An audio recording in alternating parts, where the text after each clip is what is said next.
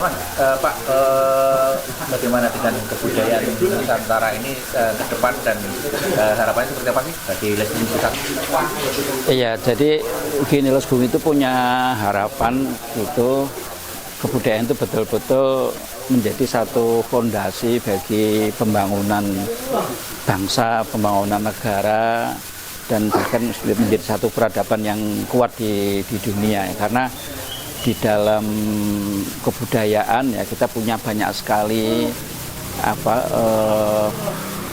ekspresi atau peninggalan itu menjadi pusaka yang di dalam itu ada ilmu ya, tentang ada teknologinya, ada mengatur distribusi ekonomi, ada mengelola lingkungan, ada mengelola tanah, obat-obatan, makanan gitu. Jadi itu menjadi satu basis untuk kedaulatan negara. Nah, menurut saya ini perlu kajian-kajian yang kritis ya. Jadi kita ingin membangun satu kesadaran bersama bahwa mari kita melihat kebudayaan itu dalam maknanya sebagai satu fondasi bagi tegaknya sebuah peradaban ya.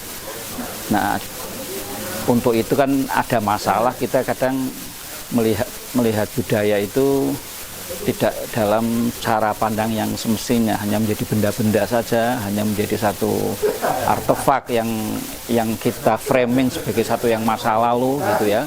Sementara hari ini kita mengelola negara, mengelola masyarakat dengan mungkin ilmu-ilmu dari luar yang kemudian tidak match ya, tidak nyambung dengan kondisi historis kita, dengan kondisi lingkungan, ekologi kita, dan juga dari segi mindset ya, cara berpikir masyarakatnya. Jadi ini ada discontinuity di situ sehingga ini menjadi masalah. Jadi itu yang ingin dilakukan Les Bumi, dan harapan kita itu mengajak semua komponen bangsa. Jadi negara kita pernah menjadikan politik sebagai panglima, itu rusuh. Ekonomi juga di panglima ya, dan kita melihat hari ini masih belum pernah ada satu usaha sungguh-sungguh menjadikan kebudayaan sebagai panglima di dalam pembangunan bangsa. Nah, ini yang perlu kita pikirkan bersama-sama dan kita lakukan bersama-sama. Makasih. Masih mengenai kemajuan kebudayaan di Kabupaten Pekalongan ini, bagaimana sih seharusnya ke depan? Ya, saya sebagai orang yang warga yang peduli lah ya terhadap kebudayaan di Kabupaten Pekalongan itu tentu sangat apresiasi dengan Les Bumi, karena dulu waktu kita menjabat bupati pun kerjasama dengan Les Bumi itu menjadi program utama, terutama dalam rangka pembangunan karakter building lah masyarakat Kabupaten Pekalongan. Nanti sesuai dengan tadi hasil diskusi malam ini, saya kira ada beberapa rekomendasi yang diberikan ke pemerintah, nanti mungkin bisa lewat kita lah. Antara lain harus ada peta jalan atau roadmap pembangunan kebudayaan di Kabupaten Pekalongan. Itu goalnya adalah nanti ada perubahan secara keseluruhan ya, di tingkat basis, di tingkat masyarakat. Kita ini kembali lagi menjadi warga yang berakhlak karimah, gotong royong, tepos liro, menjunjung tinggi sopan santun, kemudian budaya lokal. Ini tentu butuh waktu yang panjang dan butuh keseriusan dari semua stakeholder termasuk pemerintah. Saya mengusulkan tadi juga ada usulan supaya ada usul, kalau dulu kita merancang rumah peradaban, rumah kebudayaan di Blora.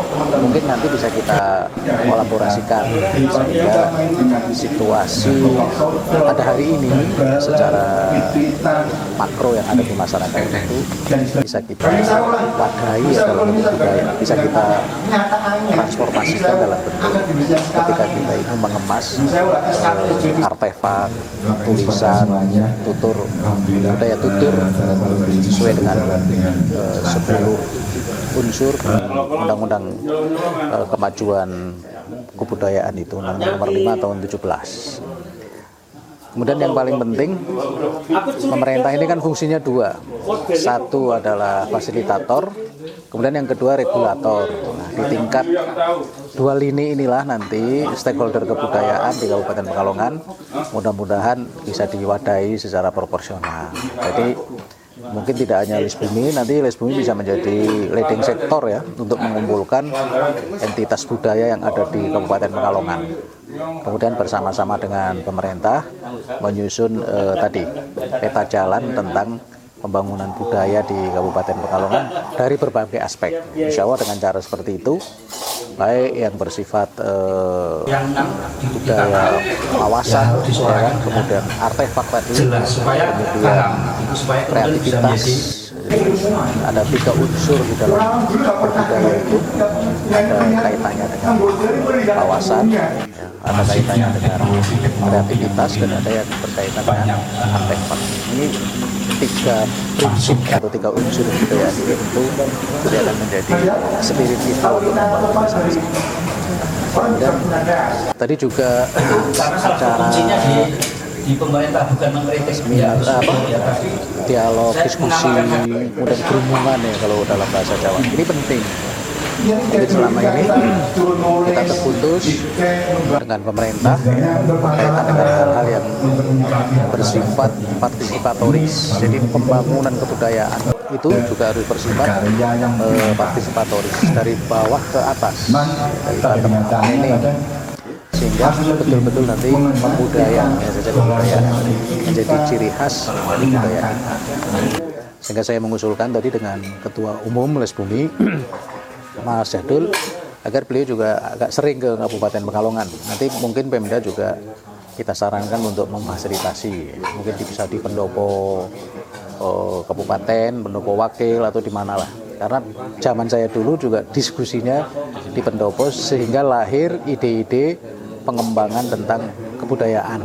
Ada tutur batik, ada bagaimana desain tentang rumah kebudayaan ya, dan pakaian adat, kemudian kesenian daerah itu tampil terus melalui beberapa event, kemudian penguatan kesenian daerah ini menjadi sebuah identitas serta hal-hal lain. Kita harus eksplor lagi, lebih melakukan eksplorasi terhadap potensi yang ada kaitan dengan kegiatan sekarang. Kita harus budaya itu kan berkembang sesuai, harus sama, jadi tidak stuck, tapi akan berkembang mengikuti perubahan dari pola masyarakat. Mungkin ada budaya-budaya baru yang akan kita eksplor dan baru dengan generasi muda kita itu harus berubah proporsional dalam kerangka pembangunan budaya. Saya kira itu.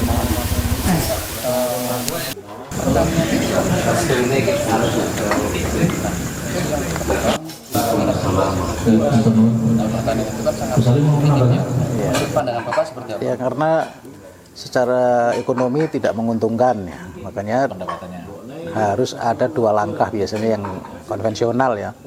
Satu, bagaimana ekstensifikasi, yang kedua adalah diversifikasi. Zaman saya dulu, saya mengirim anak-anak muda itu ke Korea Selatan untuk belajar tentang agrobisnis. Saya kirim beberapa orang, sehingga harapannya ketika pulang itu menjadi motivator supaya bagaimana sistem pertanian di negara-negara Korea Selatan, khususnya di negara Korea Selatan, Jepang, itu bisa kita aplikasi di Kabupaten Pekalongan. Karena di sana itu anak-anak muda juga menjadi petani. Nah, saya kira ini membutuhkan sentuhan yang lebih serius lagi. Tapi saya juga waktu itu juga mengirim anak-anak muda khususnya dari Unikal, yaitu bertani di Petung Riono. Anak-anak muda itu sarjana-sarjana kita kirim ke Petung Riono dan mereka secara mandiri membuka sawah, membuka ladang dan bekerja sama dengan masyarakat lokal. Sebenarnya ada peluang, ada opportunity lah di situ, ya tinggal bagaimana kita mengembangkannya. Saya kira itu. Ya. Terima kasih. Assalamualaikum warahmatullahi wabarakatuh. Nama saya Ahmad Nur Rahim. Kebetulan untuk saat ini saya menjabat sebagai Ketua Lesbumi PCNU Kabupaten Pekalongan untuk tahun periode 2024-2029. Tanggapannya untuk acara hari ini seperti apa?